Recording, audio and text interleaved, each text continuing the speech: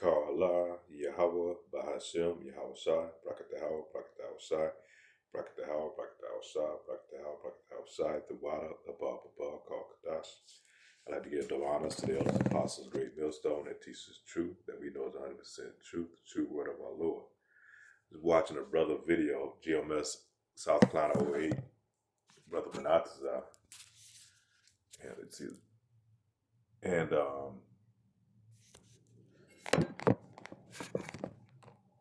and he was giving a testimony. He was saying how he was coming out of work. No, he was taking a lunch break. He was talking to his wife on the phone, I guess outside of a convenience store or coming into the convenience store, something like that. And a brother came up to him. While his lunch break is almost over, he's going to head back to work, I guess. And the brother came up to him, and he could see the brother out of the corner of his eye. And you know how most time, we come out of stores, there's always Jake out there, trying to, asking for something, panhandling. And so he said, he was already irritated, because his wife talked about money issues, something like that, I guess.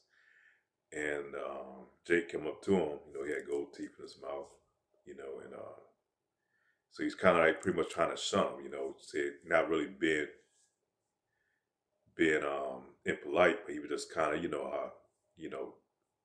just kind of making it short, I guess. Well, the guy said, no, brother. I guess the brother recognized him from being out there teaching. Shalakia.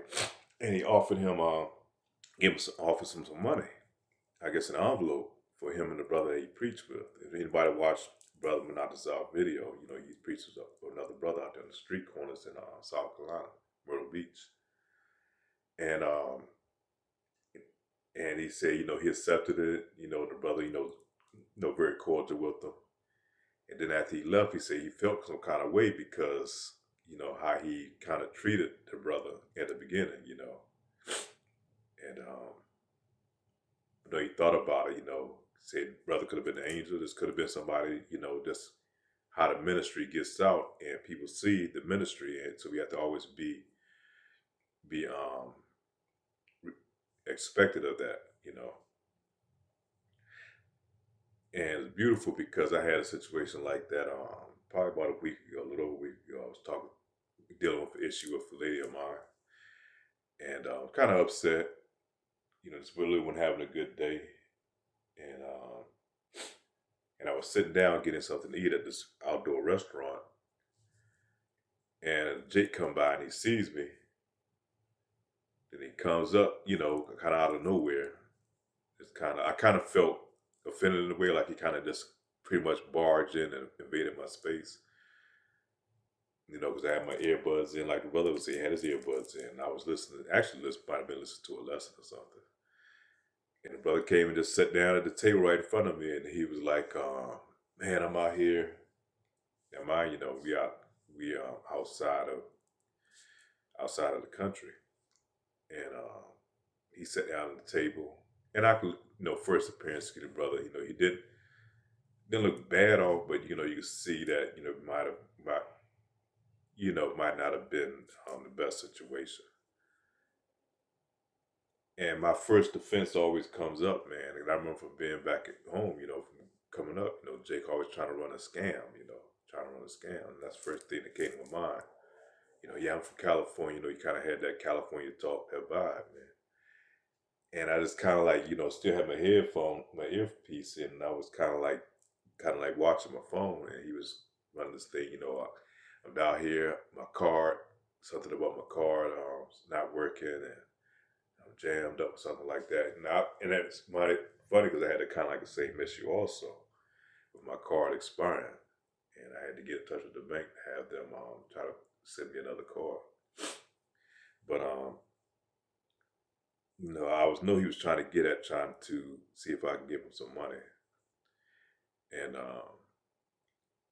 I just kind of countered back like, yeah, I'm having money issues also, which I had money, man, and felt some kind of way about it, after, once he got up, he just got up all of a sudden, and he just kind of walked out, and now sitting here thinking like, damn, I ain't really got a whole lot on me, there's no ATMs around.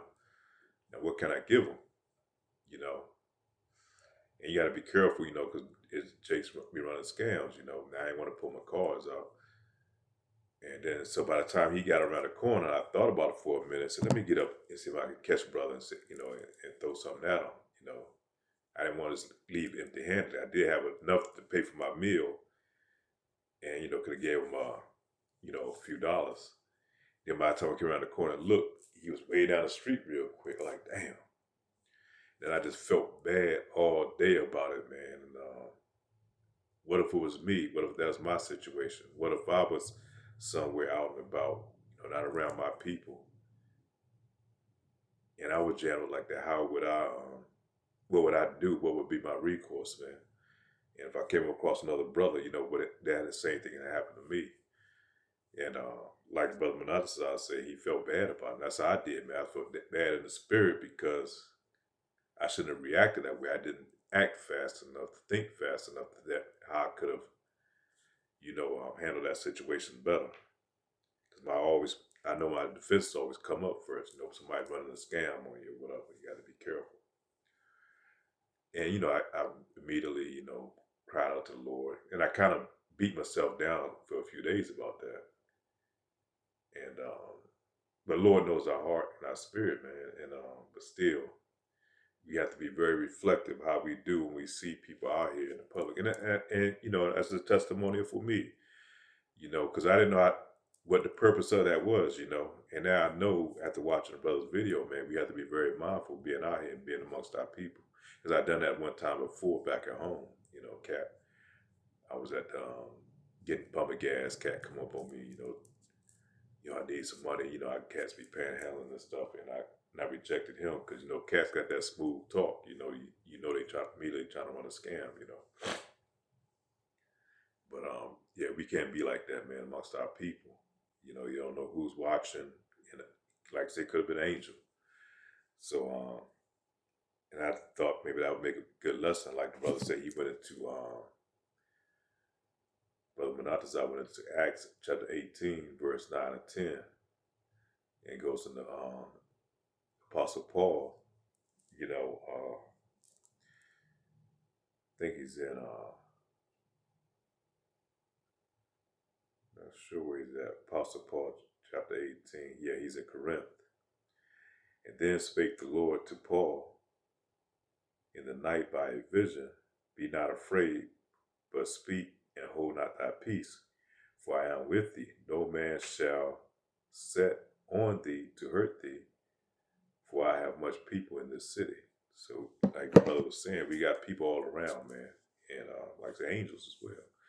So be mindful of that. And like I said, I prayed, man, and pray that the Lord look out for the brother, if he was sincerely, and that's what really is going on.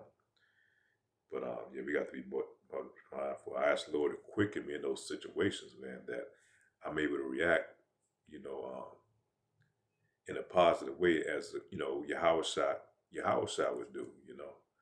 Lord got our back regardless. We're not gonna get scammed so much. Whatever it is, it's the Lord's money anyhow. It's not ours. We just here, passing it along. He gonna get rid of one way or another, man. So we're gonna lose it one way or another. So, but we know that we work for the Lord, man. The Lord's not gonna let us come up short. So that's pretty much it, man. Just a quick lesson, like the brother was saying, Brother Manasseh, GMS South Carolina '08.